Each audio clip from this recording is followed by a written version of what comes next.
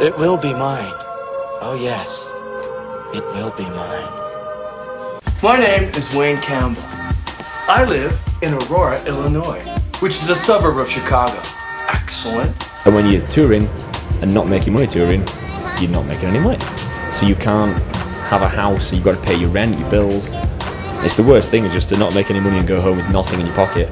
I've had plenty of Joe jobs. It's just naff to get home and have nothing to pay for what you need to pay for while you were away. Yeah. So you have to work as much as you can in between touring.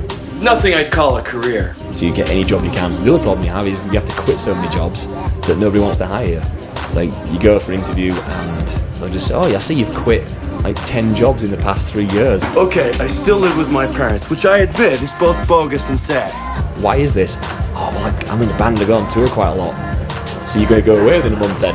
Yeah, probably. All right, we're not going to hire you then. And I still know how to party. It was an old van that used to deliver flowers, and it was falling apart, and the brakes started to fail by the end of the tour. So it was like really dangerous. It was so dangerous, and all of our shows got canceled. And so we would show up to the show, and they'd be like, "Oh, we don't need you today." And we're like, "We just drove like 200 miles. What's the deal?" You know? And they're like, "Oh yeah, sorry, we don't need you." The number one mistake that bands make is to think that they can outsmart a system.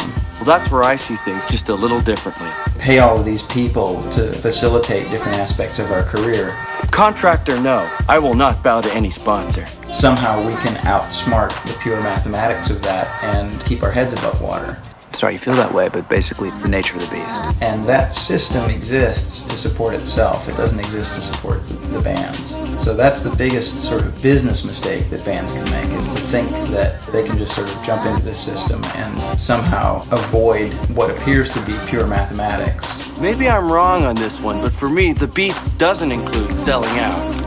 If you're not doing it because you love music, then you're selling out. And there's nothing wrong with that. If that's what your thing is. For us, it's like, we love this band, we love this music. If it's ever stopped being fun and we kept playing, we'd be selling out. We would be selling ourselves short. It's like people only do things because they get paid. And that's just really sad. One of the things that I hate the most in records, when you hear a record or you see a movie or you read a book or whatever, is when you can see them trying, that you're impressed. I don't want to impress anyone. I don't mind if no one's impressed. I just want to know that I liked it and I expressed it. Look, you can stay here in the big leagues and play by the rules, or you can go back to the farm club and roar. It's your choice. Yes, and it's the choice of a new generation. I would sit in my room and listen to records for hours and hours. I want to be like that. Those are my heroes, you know? And so I discovered that also then I had an ear for music and I could kind of pick up instruments and learn them. And I started writing songs, and that seemed to come somewhat naturally. So I was excited. I was this. I can do this.